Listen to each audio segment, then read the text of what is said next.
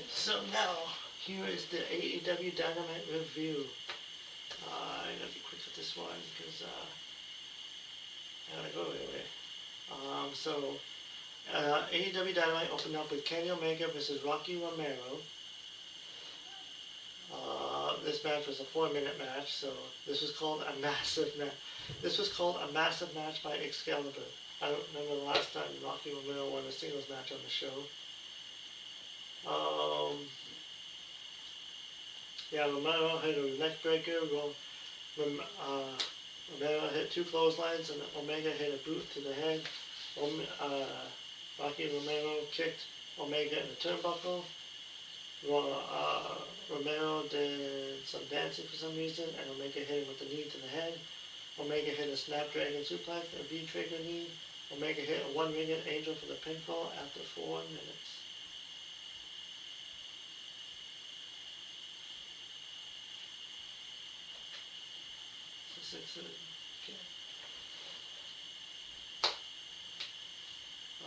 A squash match just like it should be. I don't know why AEW could have booked these better. And then Kenny Omega was interviewed by Tony Schiavone, who claimed that Omega was a top 4 contender for the AEW World title, along with Swerve Strickland, Andrade El Idolo, and Hangman Page. Tony said that 2 wrestlers will face off on Dynamite in Australia in 2 weeks, and the winner of that will face MJF for the World title. Omega said he hasn't felt this good in years, and Omega said that this is supposed to be a place where the best wrestle. Omega said whether it's somebody he hates or somebody he loves, this is just business, and he will become the World Heavyweight Champion of the world. And then Hangman Page joined his buddy Omega in the ring. Page said that truth should be told, after all these years, he'd rather be beside Omega than against him. Page said that with the world title at stake, then so be it. And then Page said he looked past Samoa Joe and that he thought about defending that championship against Omega. Page said that because of Hook and a kick to the balls by MJF, he lost his chance to get his championship. Page told Omega he will not be the next champion. Page said it won't be Andrade or Swerve because the next champion will be him.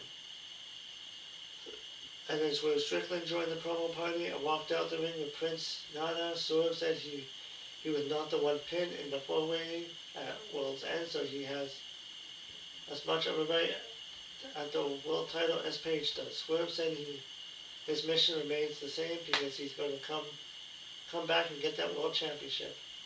And then Swerve said he doesn't care who he has to stop out or ravage and go through what he wanted. Swerve said it can be against anybody, and he does mean anybody. And Don Callis walked out. He was booed. Callis said that Swerve won't be undefeated for much longer since Andrade will pin him tonight and end that undefeated streak. Callis told Omega that when Andrade beats Swerve, he's coming for Omega. Callis said he got a little something for Hangman. And yeah, they did a nice job of putting over the importance of the world title by having so many big names talking about wanting to win the world title. So the match was Jon Moxley versus Ace Austin. He's making his debut coming from TNA. This match went about 10 minutes. It was a solid TV match that featured plenty of offense from Austin, even though everybody watching knew he had no chance to win the match. Moxley's cutter and Death Riders were enough for Moxley to get the win. After the match, Tejchka walked into the ring and faced off with Moxley. The announcers mentioned that Tejchka beat Moxley in the Continental Classic, so he'll likely mentioning that. Dallin Davis and Doyle from the Don Callis family attacked Moxley, who had no help. And then Mark Briscoe versus Al Clone. That was a 12-minute match. It was a good match. Mark Briscoe did a promo saying he's not going to be doing any ducking or dodging. Mike said he's going to be back in Texas on Saturday night. Mike said he likes doing a TNT Open Challenge, but he said nobody from the Don Callis family, because he's tired of them. The lights went out. A graphic was showing of a beating heart on the screen that led to the words Psycho Killer, and he did a pose. He did a Chris Jericho pose, so I thought, oh, Chris Jericho's back. But no, it wasn't Chris Jericho. It was Tommaso Ciampa making his AEW debut. He was a free agent from WWE, and that was pretty quick that they signed him. So I guess Tommaso Ciampa being an AEW, and we'll see if Powerhouse Hobbs goes over to WWE. So Tommaso Ciampa looked really good. He got a huge ovation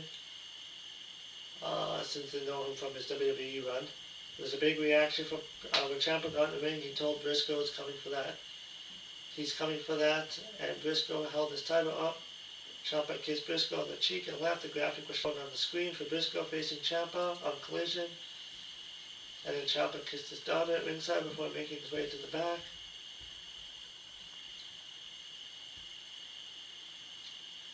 And then Okada and Kyle Fletcher were interviewed by Renee. Okada said he wanted to face Kyle in the finals of the Continental Classic so that title could stay in the Don Callis family. Okada said he didn't mean to hurt him, and he was sorry. Fletcher said he was mad at Okada, but it takes a man to admit his faults, and Fletcher accepts his apology. Now MJF came in. He did a promo.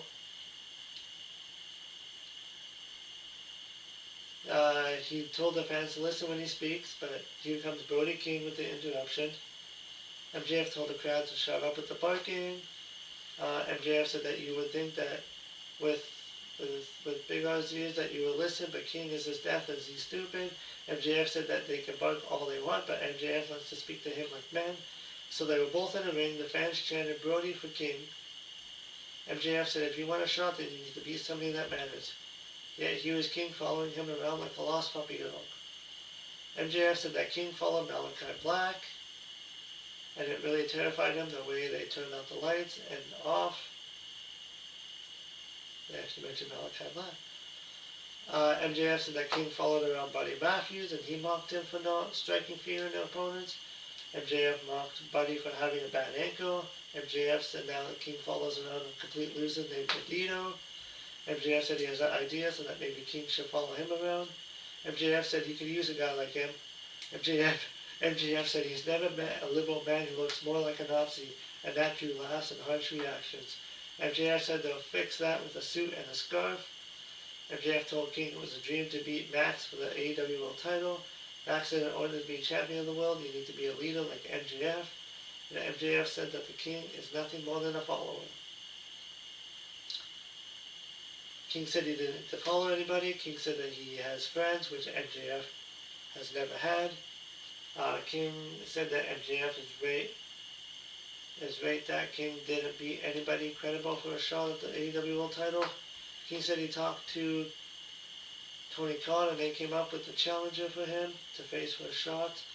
King said that next week they'll have an eliminator match when King wins. He'll earn a title shot at Grand Slam where he becomes the leader.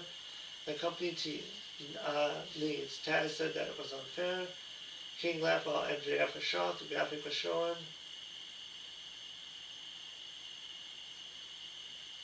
And then the video aired about Young Bucks talking about going back to the old roots. They're bringing back the tassel, then the super kick parties. And then the next match was Chris Statlander versus Thekla. It was a very good title match. It went 11 minutes. Chris is easy to like as a hard-hitting babyface who has been with AEW since the very beginning. And Thekla has been built up well as a heel, and there was a few good moments where Thekla really got going, and the crowd thought maybe she was going to win. But it was good that the fans are buying into her as championship threat, and I think sometimes these women in AEW need to slow down and sell a bit more because they often get up so quickly, maybe because they don't have much time to perform. After the match, Willow Nightingale and Harley Cameron joined Chris Statlander in the ring. Megan Bayne and Penelope Ford looked on from the entrance, so Bayne is either going after Statlander or they are going for the women's tag team champions. And then Don Callis spoke about the Don Callis family, Kyle Fletcher and Tedesca standing behind them. Callis spoke about how they are going after Gold with Andrade for the world title, and Okada is already the international champion. I'm trying to rush. I got 6:30. Callis told Tedesca he needs to forgive Okada and take the Continental title from Moxley. Kelly said that Fletcher is synonymous with the TNT title, and Fletcher is waiting for whoever the champion is. Kelly said that Davis and Doyle are about to squash FTR for the tag team titles. So the next match was, and then a video aired about Jungle Perry coming after Ricochet's national title. And then Ricochet was shown earlier in the day as Donald Owen and Bishop Conner beating up Perry. They were throwing Perry into objects backstage. Ricochet said it doesn't seem like Perry is actually getting questions. And then the next match was Dax Harwood, Cash Wheeler versus Davis and Doyle. This match went about 10 minutes. They were on the way to an exciting tag team match, but then Doyle was taken out of it. The announcers didn't mention that Doyle rolled to the floor, so he left the match. And it was later updated that Doyle suffered a torn bicep that's going to put Doyle on the shelf for 4 to 6 months. And they were just getting started as a tag team too, so that kind of sucks.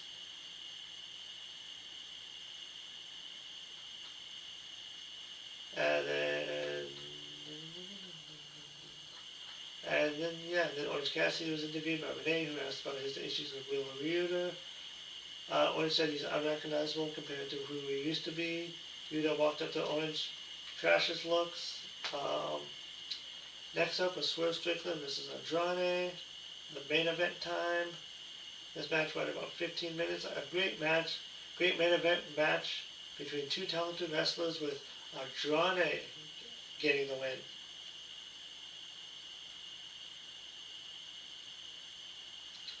I'm glad Andrade winning a cheap manner also protects Swerve a little bit, since Andrade had to cheat to beat him. But if Swerve won, then it would have been fine. But I think Andrade winning was the right move. It also showed that Andrade is willing to do anything to get the win, so that was more incredible.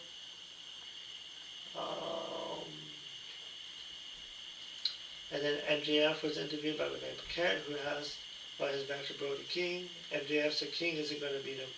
Kenny Omega interrupted to say one more week, one more win, and then he'll see MJF for that title at Revolution. Omega wanted a handshake, but MJF walked away. Andrade approached MJF and said he wanted that world title, so MJF walked away. MJF left the building, and Hangman Page was out there before MJF, so there's a lot of contenders for that AEW world title, so it could go either way. The show was pretty good. It was a pretty good Dynamite, so a lot of good matches, a lot of good build up for Revolution, a lot of contenders who are after his title, and so all in all, it was a good show. Andrade and Swerve had the match of the night, same with Chris Statlander and Thekla. And that was Dynamite. I'll do another video probably in about 2 hours, hour and a half, for the Royal Rumble prediction show. If not, I'll do it in the morning. But until then, I'll see you next time. Bye.